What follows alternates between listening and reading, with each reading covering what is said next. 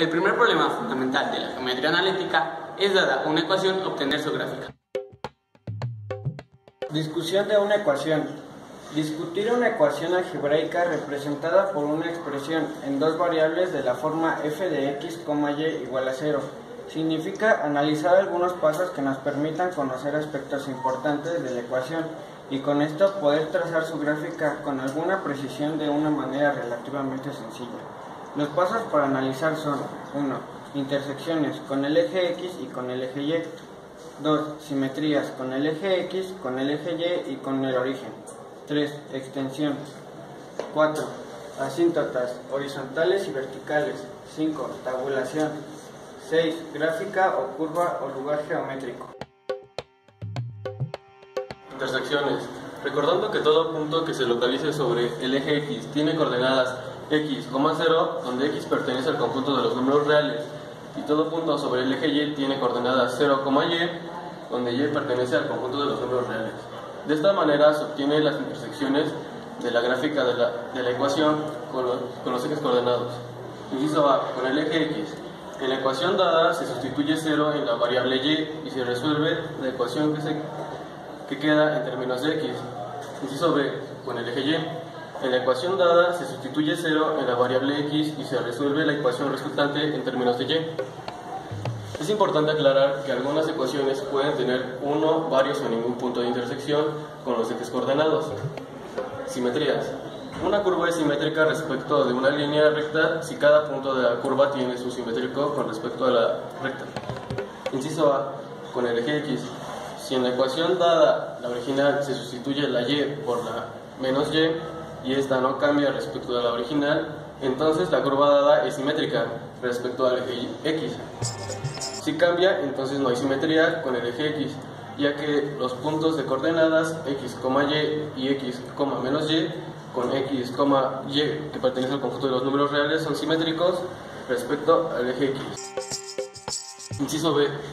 Con el eje y, si en la ecuación dada, la original, se sustituye la x por menos x, y esta no cambia respecto a la original, entonces la curva dada es simétrica respecto al eje y.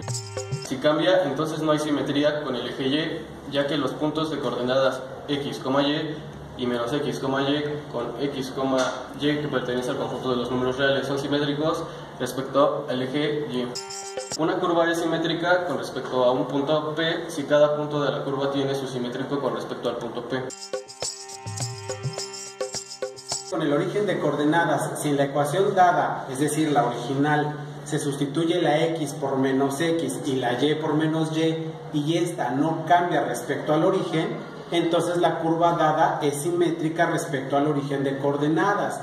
Si cambia, entonces no hay simetría respecto al origen, ya que los puntos de coordenadas x, y menos x, menos y, con x y y que pertenecen al conjunto de los números reales, son simétricos con respecto al origen de coordenadas.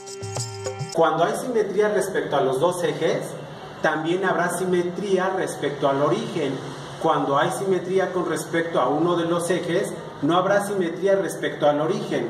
Si no hay simetría con respecto a ninguno de los dos ejes, es posible que sí haya simetría respecto al origen y hay que investigarlo. Extensión. La extensión de una curva f de x, y igual a 0 trata la determinación de los intervalos de variación para los cuales los valores de x y y son valores reales. Esto nos ayuda para la localización de la curva en el plano coordenado y además poder saber si se trata de una curva cerrada o de extensión indefinida.